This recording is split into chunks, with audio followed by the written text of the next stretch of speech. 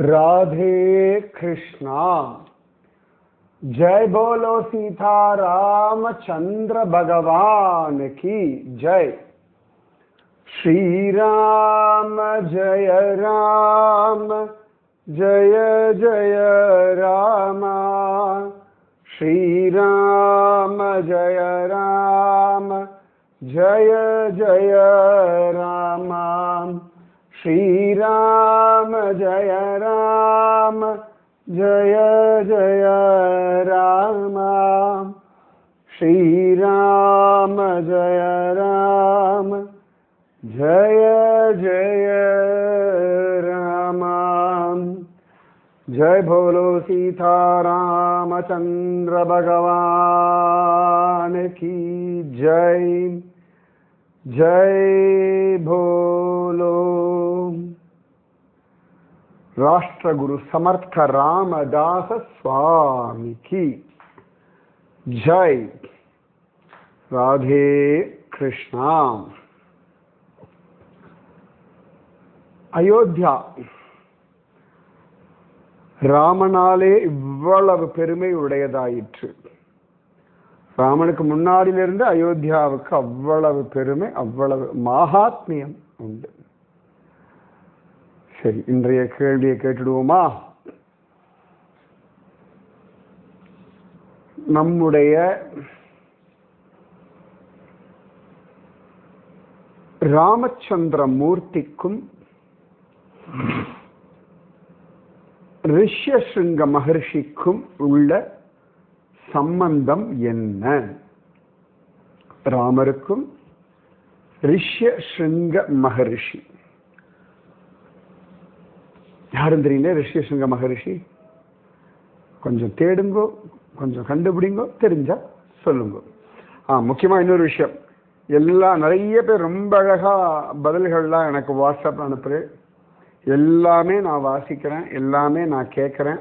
தனித்தனியாக எனக்கு ரிப்ளை பண்ண முடியாது, ஏன்னா நூற்றுக்கணக்கான பேர் மெசேஜஸ் அனுப்புகிறா. சரியா? பட் எல்லாத்தையும் நான் பார்க்குறேன். ஆல்மோஸ்ட் எல்லாருமே ரொம்ப அழகாக சரியாக விடைகளை சொல்கிறேன்.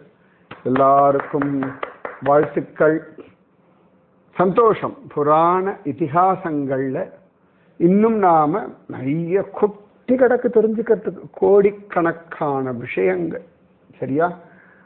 வாழ்க்கையில் இதுக்காகவும் கொஞ்சம் நேரம் செலவு பண்ணலாமே. செலவு கிடையாது, இது எல்லாமே ஒரு என்டர்டைன்மெண்ட். சரியா சொல்லணும்னா நம்முடைய சனாதன தர்மத்தில் பக்தி, பகவான், இது எல்லாமே அழகான பொழுதுபோக்கு, காலக்ஷேபம் அப்படின்னு வைஷ்ணவ சம்பிரதாய வார்த்தை. காலத்தை நல்ல விதமாக விரயம் செய்வதற்கு பெயர் காலக்ஷேபம் அப்படின்னு பெயர். நல்ல சிந்தனைகள், தெய்வத்தை பற்றிய எண்ணங்கள், இதெல்லாம் மனசை ஒருமுகப்படுத்துறது. நமக்கு தெரியாமலேயே தியானமா அது மாறிடுறது. ஓகேவா? ஸோ இன்றைய கேள்வி கேட்டாச்சு. நேற்றைய கேள்வி ரொம்ப அழகா, சத்ருக்னன் தான் லவணாசுரனை போய் வதம் பண்ணி அந்த டெரிட்டரி எல்லாம் சத்ருக்னன் தான் ராஜ்ய பரிபாலனம் பண்றார். சத்ருக்னன், அவருடைய மனைவி பெயர் ஸ்ருதகீர்த்தி. இவ ரெண்டு பேருக்கும் மதுராவில் கோவில் இருக்கு. எங்க இருக்கு அப்படின்னா மதுவனம். நான் எல்லாருமே அழகா சொன்னா, சத்ருக்னன், மதுராபுரி அப்படின்னு. அந்த இடத்தினுடைய விசேஷம் என்ன அப்படின்னு நான் கேட்ட பொழுது ரொம்ப டீப்பா நிறைய பேர் யோசிச்சிருந்தா. ஒரு சில பேர் டக்குன்னு கிருஷ்ணன் பிறந்த இடம் அப்படின்னு முடிச்சுட்டார். ரொம்ப அழகு. அது மாதிரி விசேஷம் என்னடான்னா கிருஷ்ண ஜன்ம பூமி மதுரா. சத்ருக்னன் ராமனுக்கு ரொம்ப பிடிச்சவர். அதனாலே தான் சத்ருக்னனுடைய ராஜ்ய பரிபாலனம் நடந்த மதுராபுரி. ஆக்சுவலா மதுராபுரி ரொம்ப பழசு இடம். அது ஒரு காலத்துல வனமா இருந்தது. மது அப்படின்ற அரக்கன் தான் அந்த மதுவனத்துல இருந்தான். அவன்தான் அந்த இடத்தை எல்லாம் வந்து ஆக்கிரமிச்சுண்டு அதுக்கப்புறமா அங்க ஒரு சிட்டி எல்லாம் உண்டாக்கினான். ஃபர்ஸ்ட் மதுராவை ஒரு சிட்டியா மாத்தினது மது. அவன் எல்லாரையும் படாத பாடுபடுத்தினாலே பகவான் அவனை வதம் பண்ணார். அதனாலதான் சுவாமிக்கு மதுசூதனன் அப்படின்னு ஒரு திருநாமம்.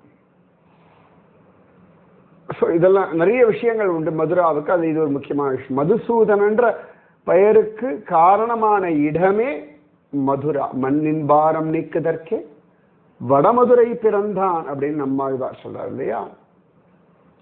முக்கியமா அந்த மதுவனத்துல தான் ஒரு சின்ன குன்றில் தான் நம்முடைய துருவன் தபஸ் பண்ணான். ஆதியில அவன் தான் தபஸ் பண்ணான். ஃபர்ஸ்ட் மதுவனத்தை தபஸ் பண்ண பகவான் ஸ்ரீஹரி அவனுக்கு அனுகிரகம் பண்ணார். இன்னைக்கும் துருவட்டிலா அப்படின்னு அந்த இடம் இருக்கு. சோ அந்த மதுவினுடைய பிள்ளை தான் லவணாசுரன்னு பேரு. லவணம்னா உப்பு. அவனைதான் ஒருத்தன் மிச்ச மீதி இருந்தான் அந்த அசுரப்பைய. ரிஷிகள்லாம் வந்து புலம்ப ராமச்சந்திரமூர்த்தி சத்ருக்னன் அங்க அனுப்பி அந்த லவணாசுரனை வதம் பண்ண சொன்னார். அந்த லவணாசுரன் தான் அப்படியே எல்லா இடங்கள்லயும் உப்பு தண்ணீராவே மாறிட்டான். அதனாலதான் மதுரா பிருந்தாவனத்துலதான் நல்ல தண்ணியே கிடையாது குடிக்கிறதுக்கு. எல்லாம் உப்பு தண்ணியா தான் இருக்கும்.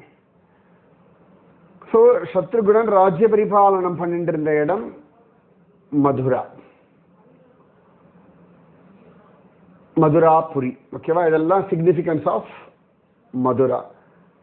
கிருஷ்ணன் மாடு மேய்ச்சிண்டு அந்த மதுவனத்துல போய் தேனெல்லாம் குடிச்சிருக்கான் அப்படின்னு காண கிடைக்காது.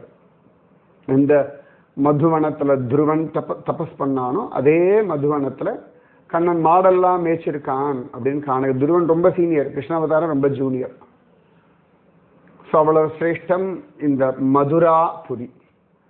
மதுராபுரி மன்னா எந்தன் கண்ணா, மதுராபுரி மன்னா எந்தன் கண்ணா, மனம் பொங்கியாடுதே வேதநாத கண்ணா, மனம் பொங்கியாடுதே வேதநாத கண்ணா, நீல நீரபாலனே கிருஷ்ணா கிருஷ்ணா, நீ இன்றி வாழ்வும் நிறைவோ கண்ணா, மதுராபுரி மன்னா எந்தன் கண்ணா, மதுராபுரி மன்னா எந்தன் கண்ணா, மனம் பொங்கியாடுதே வேதநாத கண்ணா.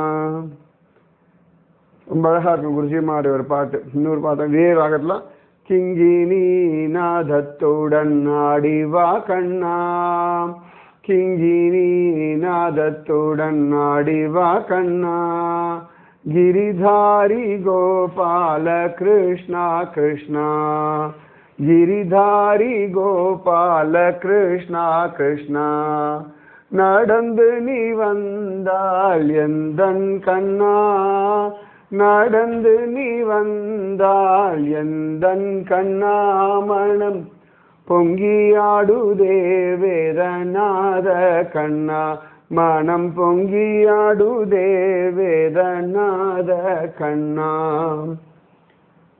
இந்த கிங்கிரிநாதத்துல தான் மனம் பொங்கியாடுதே வரும். இன்னும் முதல்ல பாடின இல்லையா, நீல நீரபாலனே கிருஷ்ணா கிருஷ்ணா, நீ இன்றி வாழும் நிறைவோ கண்ணா. ரொம்ப அழகா இருக்கும் இதெல்லாம் குருஜி அம்மாவுடைய பாட்டு. அதுலதான் மதுராபுரி மன்னா எந்தன் கண்ணா, வேதநாத பிரபுவே வா வா கண்ணா, வேதநாத பிரபுவே வா வா கண்ணா அப்படின்னு ரொம்ப அழகா இருக்கும். மதுரா மதுராபுரி வந்து ரொம்ப நம்ம அம்பரீஷன் தபஸ் பண்ணி ஏகாதசி விரதம் இதெல்லாம் நடந்தது எல்லாமே மதுராவில் தான். நிஜமாவே மதுரானா கிருஷ்ண ஜன்மஸ்தான் அப்படின்னு சொல்லிட்டு பார்த்துட்டு வந்துடுறோம். அந்த கிருஷ்ண ஜன்மஸ்தான் பக்கத்துல தான் நடக்கிற தூரத்துல தான் நடக்கிறது. கொஞ்சம் தூரம் போன வச்சுக்கோங்க, குப்ஜையோடைய வாழ்ந்த வீடு இருக்கு. அதுக்கப்புறமா கம்சன கிருஷ்ணன் வதம் பண்ண கம்ச கில்லான்னு ஒரு இடம் இருக்கு. அதுக்கப்புறமா அம்பரீஷ சக்கரவர்த்தியோட அம்பரீஷ டீலா இருக்கு. அதுக்கப்புறமா வந்து யமுனை ஆத்தங்கரை பக்கத்துல தான் துருவனுக்கு நாரதர் உபதேசம் பண்ண இடம் இருக்கு. அதன் பிறகு ஆதிவராகமூர்த்தி விஸ்ராந்தியா உட்கார்ந்து நிறைய விஷயங்கள் சொன்ன விஸ்ராம் காட் இருக்கு. நிறைய இருக்கு மதுரால பாக்குறதுக்கு. நம்ம நினைச்சுட்டு இருக்கோம் பிருந்தாவனத்துல தான் இருக்குன்னு. மதுராலையும் அவ்வளவு விஷயங்கள் கொட்டி கிடக்கு. நான் கொஞ்சம் கொஞ்சம் பார்த்துருக்கேன். இன்னும் நிறைய பார்க்கறதுக்கு இருக்கு.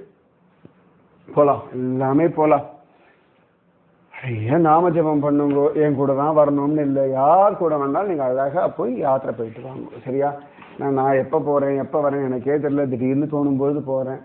முன்னாடியே சொல்லணும்னு ஆசையா தான் இருக்கு. திடீர்னு தீர்மானிக்கிறேன் பகவத் சங்கல்பத்தினால. பார்க்கலாம். நிச்சயமா பகவான் நடத்தி தரட்டும். உங்களெல்லாம் அழிச்சுட்டு போகிறதுக்கான அனுகிரகத்தை பகவான் பண்ணட்டும். ராதே கிருஷ்ணா. சமர்த்த ராமதாசர் அவ்வளவு யாத்திரை. சமர்த்த ராமதாசர் திடீர்னு ஒரு இடத்துக்கு போறார் அப்படின்னா சொன்னா அந்த மாதிரிதான் பகவான் சங்கல்பம் பண்ணியாச்சுன்னா அப்படியே போயிட்டே இருக்க வேண்டியது தானே. இப்ப சமர்த்த ராமதாசருடைய விஷயத்துல சாஃபல் அந்த இடத்துக்கு தான் பேசிட்டு இருக்கோம். அந்த இடம் ரொம்ப ரமணீயமயமா இருக்கு. சமர்த்த ராமதாசருக்கு ரொம்ப பிடிச்சிருக்கு. ஸோ அவர் அங்கதான் வந்து கேந்திரம் தன்னுடைய எல்லா மடத்திற்குமான கிட்டத்தட்ட ஆயிரக்கணக்கான மடங்கள் அவர் ஸ்தாபிதம் பண்ணார் இருக்கு. ஆயிரக்கணக்கான மடங்கள்னா அங்கங்க வதச்சிட்டு போயிருக்கார்.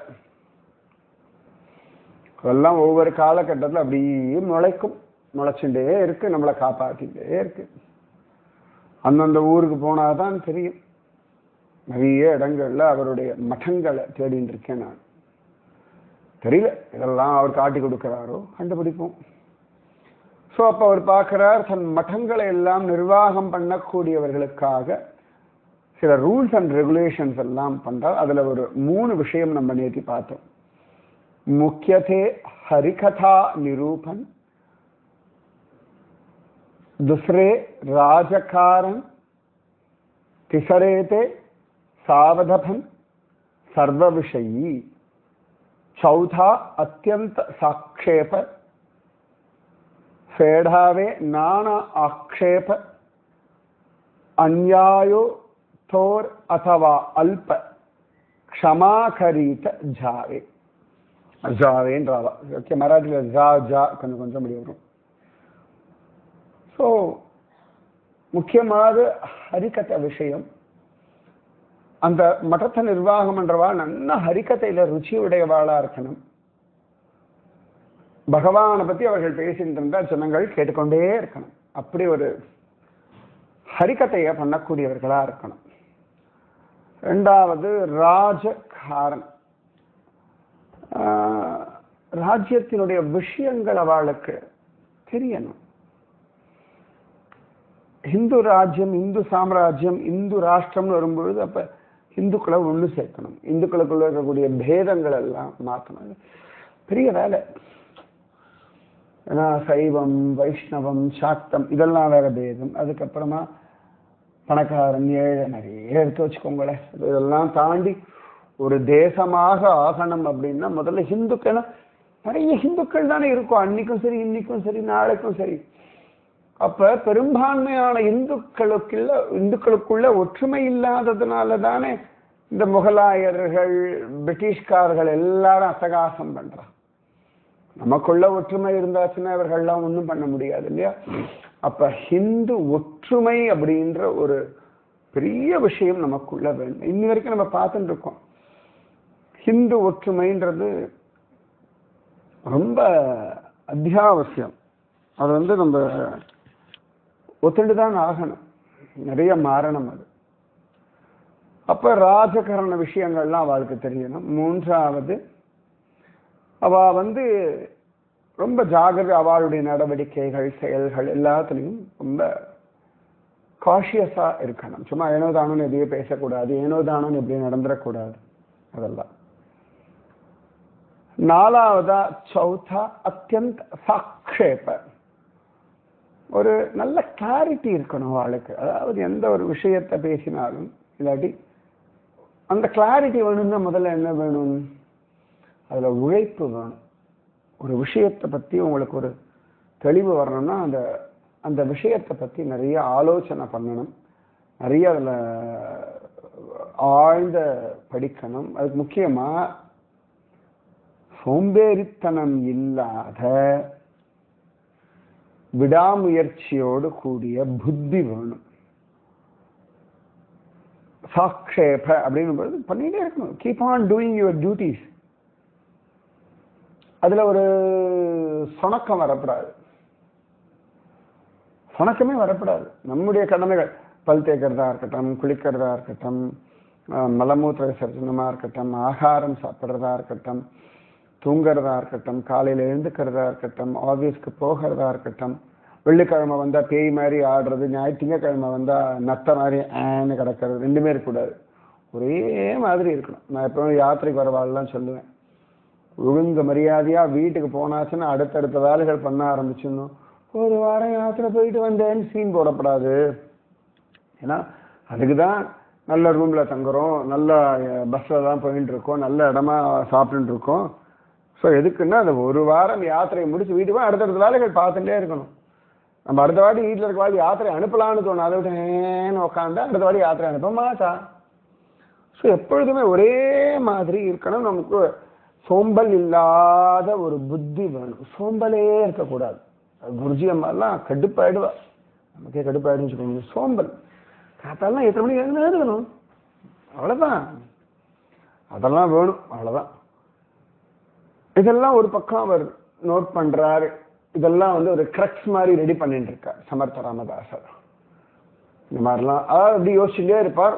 ஒவ்வொரு பாயிண்டா அவர் கலெக்ட் பண்றார். ஓகே ரைட், நம்ம அந்த மடத்தை நிர்வாகம் பண்றவாளுக்கு இந்த ஒரு பாயிண்ட் ரைட், அதுக்கப்புறம் இந்த பாயிண்ட் முக்கியம், அதுக்கப்புறம் இந்த பாயிண்ட் முக்கியம். ஃபர்ஸ்ட் பாயிண்ட் ஹரிகதை, ரெண்டாவது ராஜாங்க விஷயம், மூணாவது எல்லாத்துலேயும் ஒரு ஜாகிரதை இருக்கணும், நாலாவதா சோம்பேறித்தனம் இருக்கப்படாது. ஸோ இதெல்லாம் ஒரு பக்கம் ஒரு ஆலோசனை பண்ணிட்டு இருக்கார், நோட் பண்றார். குருவா இருக்கிறது அவ்வளோ பெரிய வேலை தெரியுமா, அவ்வளோ காரியங்கள் அவ பார்த்துட்டு இருக்கா தெரியுமா. சும்மாலாம் அப்படி இருக்க மாட்டா. அதே சமயத்தில் மக்களோட நன்னா பேசுவா, பழகுவா, சிரிப்பா, விளையாடுத்தனம் பண்ணுவார், எல்லாம் உண்டு சமர்த்த ராமதாசருக்கு.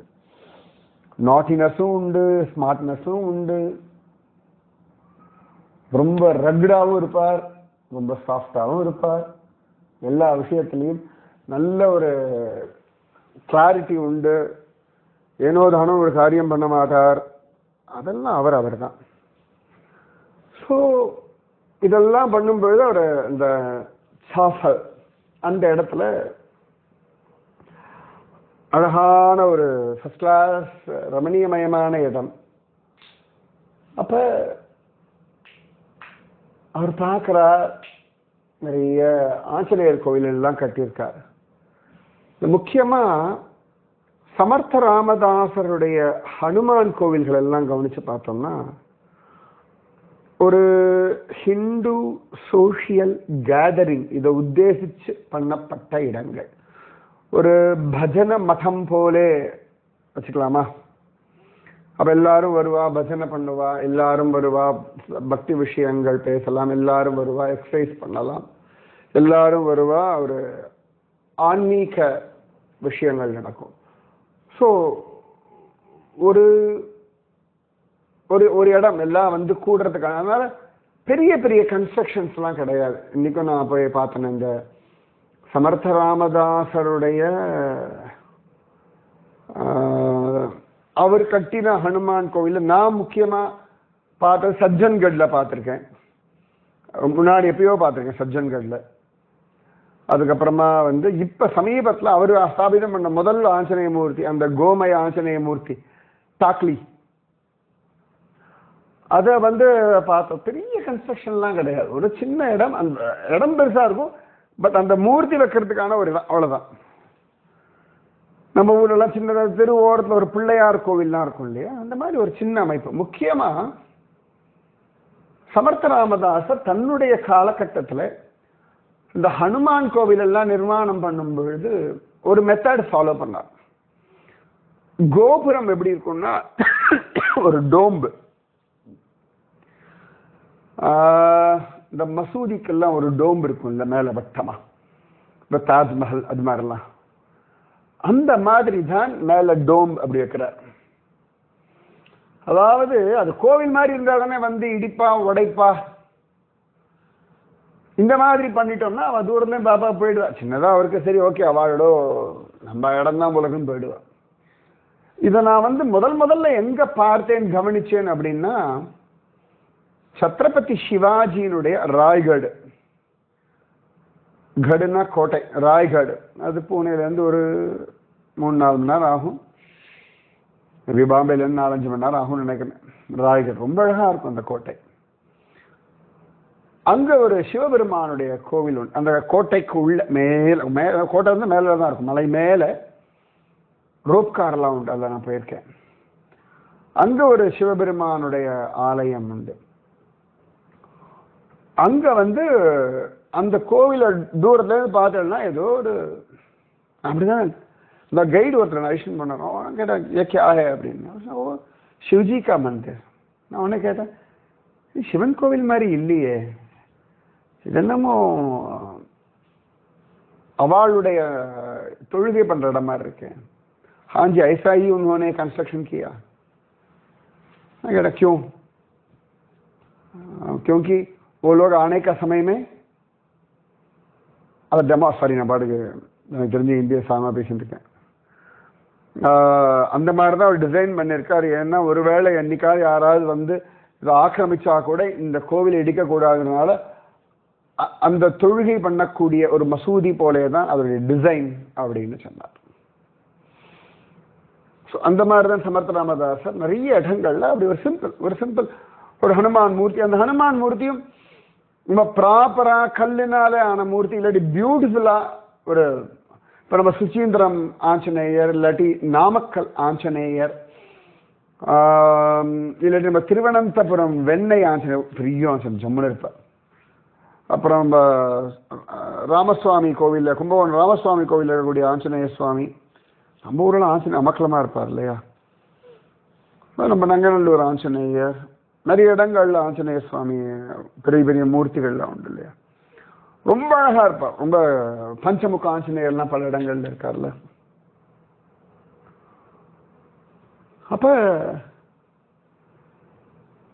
அந்த மாதிரி கிடையாது. அப்ப இந்த கோமய ஆஞ்சநேய மூர்த்தியை கொஞ்ச நேரம் உத்து பார்த்து அதை வந்து கவனிச்சு அந்த பூஜாரியோட மனைவி சொன்னா சுவாமி எப்படி நிற்கிறார், எப்படி பார்த்துட்டு இருக்கார், கை எப்படி இருக்குன்னு அப்புறமா தான் ஒரு ஐடியா கிடைச்சது. ஓ ஓகே ரைட் அப்படின்னு. ஸோ அந்த இடத்துல ஆனா அங்க ஆஞ்சநேயருடைய சாநித்தியம் ஃபர்ஸ்ட் கிளாஸ் நிஜமாவே ஃபீல் பண்ண முடியும்.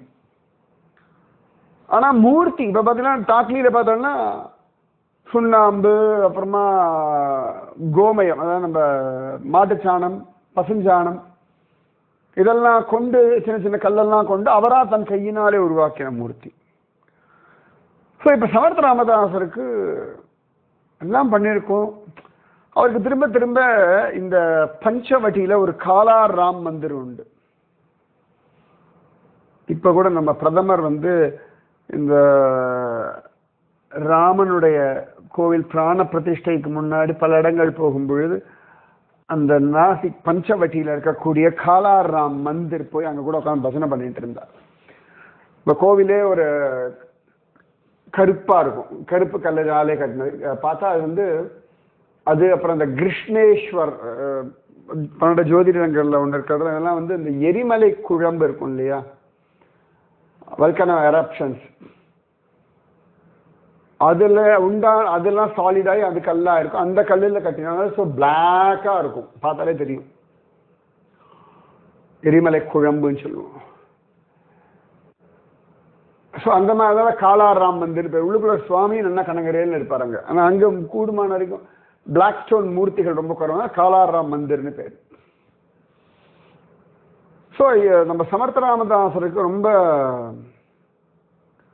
பிடிச்ச ஒரு ராமன் யாருன்னா அந்த நாசிக் அங்க இருக்கக்கூடிய காலார் ராம். நாசிக் நாசிக் அப்படின்னா என்ன? அந்த இடத்தினுடைய மகாத்மியம் என்ன? Why it's called Nashik? அதுவும் கண்டுபிடிக்க 2 கேள்வி. ரிஷ்யசுங்கருக்கும் ராமனுக்கும் உள்ள சம்பந்தம் என்ன? நாசிக் ஊரின் பெயர் காரணம் என்ன? ரைட். ஸோ இவருக்கு அப்பப்ப அந்த ராமனுடைய நினப்பு வர்றது. ராமராய எல்லா இடத்துலயும் இருக்கான், அவரோட பேசின்னு இருக்கான். ஆனாலும் ஒரு அர்ச்சாவதார மூர்த்தி வச்சுக்கோங்களேன், ஒரு கோவிலில் இருக்கக்கூடிய சுவாமியை போய் பார்க்கும் பொழுது ஒரு ஈர்ப்பு வரவில்லையா? ஒரு சந்தோஷம், ஒரு நிம்மதி, ஒரு ஆனந்தம், ஒரு ஒரு உருக்கம். நம்ம பேசலாம் சுவாமி கிட்ட, சுவாமியுடைய வைபவத்தை அனுபவிக்கலாம். இன்னைக்கு கூட தை அமாவாசை. அபிராமி பட்டருக்கு அவருடைய பக்திக்காகவே, அபிராமி அந்தாதிக்காகவே அபிராமி தன் காதலிய அப்படி அழகா ஆகாசத்துல வீசி பௌர்ணமியா காட்டின நாள் இன்னைக்குதான். திருவள்ளூர் வீரராகவ சுவாமியினுடைய அவதார தினம் இன்னைக்குதான். மகர்ஷிக்காக, சாலிகோத்திர மகர்ஷிக்காக வீரராகவர் ஆவிர்வவிச்ச நாள் ஒரு தை அமாவாசை. புரந்தரதாசர் முக்தி அடைஞ்ச தினம் இன்னைக்குதான். வித்யாநகரம் அப்படின்னு சொல்லப்படுகின்ற, விஜயநகரம்னு சொல்லப்படுகின்ற ஹம்பி, அங்கதான் அவர் சமாதியானார் நம்ம புரந்தரதாசர். ஸோ அவ்வளவு விசேஷமான ஒரு நாள் இந்த தை அமாவாசை. இவர்கள் எல்லாமே அந்த அந்த அர்ச்சாவதார மூர்த்தி, அது ஒரு ஈர்ப்பு தானே இல்லையா? அபிராமி பட்டர் அந்த அபிராமியினுடைய அர்ச்சாவதார மூர்த்தியை பார்த்து தானே பிரார்த்திக்கிறார். சாலிகோத்திர மகரிஷி பகவான் அர்ச்சாவதார மூர்த்தியா தானே திரு எவ்வுள் கிம் கிரகம், எந்த உள் அப்படின்னு எந்திரநாத் ரெஸ்ட் எடுக்கட்டும் அப்படின்னு பெருமாள் கேட்டதுனால திரு எவ்வுள் ஊர் அப்படின்னு அதுக்கு திருநாமம், கிம் கிரகம் அப்படின்னு பேர். அப்ப சுவாமி அர்ச்சாவதார மூர்த்தி அங்க இருக்கார். புரந்தரதாசர் விட்டலனே கதின்னு கடந்தார். ஸோ அவர் ஹம்பியில சத்கதி அடைஞ்ச நாள் என்று. அப்ப அர்ச்சாவதார மூர்த்தி ரொம்ப ஈடுபாடு உண்டு எல்லாருக்குமே. ஆழ்வார்கள்லாம் கூட அர்ச்சாவதார மூர்த்தியில ஈடுபட்டு தானே பிரபந்தங்கள் பாடிங்க. நிறைய பேர் அர்ச்சாவதார மூர்த்தியை பார்க்கறது பிரத்யக்ஷம் அனுபவம் இல்லைன்னு நினைச்சிருக்கா. அர்ச்சாவதார மூர்த்தியை பார்க்கறதே பிரத்யக்ஷ அனுபவம் தான், சந்தேகமே வேண்டாம். பிரத்யக்ஷம்னா சுவாமி வாயை திறந்து பேசுறது, மனுஷன் மாதிரி இருக்கிறது, அப்படி இல்லை. அர்ச்சையை பார்க்கறதே பிரத்யக்ஷம் தான். ஸோ நம்ம சமத்ராமதாசருக்கு அப்பப்போ மனசுல என்னமோ தெரியல, ஒரு ராமனுடைய கோவிலை கட்டி அப்பாடான்னு ஒரு ராமனை பிரதிஷ்டை பண்ணணும் அப்படின்னு அவருக்கு ஒரு ஆசை. அது ஒரு பக்கம் யோசிச்சுட்டு இருக்கார். இதுக்கு நடுவில் அந்த மடங்களை ஸ்தாபிதம் பண்றவாளுக்கான அந்த இன்ஸ்ட்ரக்ஷன்ஸ் 4 சொன்ன. முதல்ல ஹரிகதை, 2வது ராஜாங்க விஷயங்கள், 3வது ரொம்ப ஜாகிரதையா எல்லா விஷயத்திலும் நிதானத்தோட இருக்கணும், 4வது சோம்பேறித்தனம் இல்லாம இருக்கணும், 5வது சொல்றார் ஃபேடாவே நானா ஆக்ஷேப. இந்த சத்சங்கத்துக்கு வரவாளுக்கெல்லாம் பலவிதமான கேள்விகள் இருக்கும், சந்தேகங்கள் இருக்கும், குழப்பங்கள் இருக்கும். ஸோ அந்த மடத்தை நிர்வாகம் பண்றவாள் அந்த அந்த ஒரு நிதானம், பொறுமை வேணும். அவ கேட்கிற கேள்விகளை உள்வாங்கிண்டு அதற்கு பதில் சொல்லணும். அவ எந்த மாதிரி கேட்டாலும் இவர்கள் பொறுமையா இருக்கணும். அவ பைத்திகார்த்தனமாவே கேட்டாலும் இல்லை இந்த மாதிரி அர்த்தம் இல்லைன்னு புரிய வைக்கணும். ஸோ ஃபேடாவே நானா ஆக்ஷேப. அடுத்து 6வதா ஒன்று சொல்றார், அந்யாயோ தோர அதவா அல்ப க்ஷமா கரீத ஜாவே. சில சந்தர்ப்பங்கள்ல இந்த சத்சங்கத்துக்கு வரவாள்லாம் பைத்திகார்த்தனங்கள் நிறைய பண்ணுவா. சிலதெல்லாம் ரொம்ப பெரிய தப்பு பண்ணுவா, பெரிய அபச்சாரம் பண்ணுவா. சிலதெல்லாம் ரொம்ப அல்பமா இருக்கும். அப்ப சமர்த்தராமதாசர் சொல்றார், அவளெல்லாம் அப்படியே ஒதுக்கி வச்சுடாத, எவ்வளவு பெரிய தப்பா இருந்தாலும் மன்னிச்சுடு. ஏன்னு கேட்டா ஒரு பெரிய ஹிந்து ராஷ்டிரம்ன்ற ஒரு காரியத்தை உத்தேசிச்சு நாம போயிட்டு இருக்கோம். ஸோ ஒருத்தரையும் வெளில விட்டுறக்கூடாது. அவ பண்ணது பெரிய தப்பாவே இருந்தாலும் அவளுக்கு அதை சொல்லி புரிய வச்சு அவளை நல்வழிப்படுத்தணும், அவளை அப்படியே ஓரங்க தள்ளிடாதே அப்படின்னு சொல்லி ரொம்ப அழகான ஒரு விஷயம் இது. இந்த லாஸ்ட் விஷயம் இது விஸ்தாரமா பேசணும், மீதி விஷயம் நாளைக்கு பேசலாம். சரியா? ராதே கிருஷ்ணா. ராதே கிருஷ்ணனே வருது. கொஞ்சம் நிதானமா நான் சொல்லிட்டு இருக்கேன். அது ரொம்ப அழகான விஷயங்கள், நடுவில் நம்மளுடைய கேள்விகள் பதில்கள் பொறுமையாக அனுபவிப்பேன். என்ன அவசரம் இருக்க மாட்டேன் இல்லையா? உள்ளுக்குள்ள சமர்த்த ராமதாசன் நம்மளோட நெஞ்சில் இருக்கணும். எப்படி துக்கோபா மீராலாம் நெஞ்சோடு இருந்தாலே அந்த மாதிரி சமர்த்த ராமதாசனும் நம் வாழ்க்கையில் கலக்கட்டும். ஸ்ரீராம ஜய ராம ஜய ஜய ராமா, ஸ்ரீராம ஜய ராம ஜய ஜய ராமா, ஸ்ரீராம ஜய ராம ஜய ஜய ராமா, ஸ்ரீராம ஜய ராம ஜய ஜய ராமா. जय बोलो सीतारामचंद्र भगवान की जय. जय बोलो राष्ट्रगुरु समर्थ रामदास स्वामी की जय. जय बोलो वीर तीर सूर आंजनेय स्वामी की जय. जय बोलो भारत माता की जय. जय हिंद. राधे कृष्ण.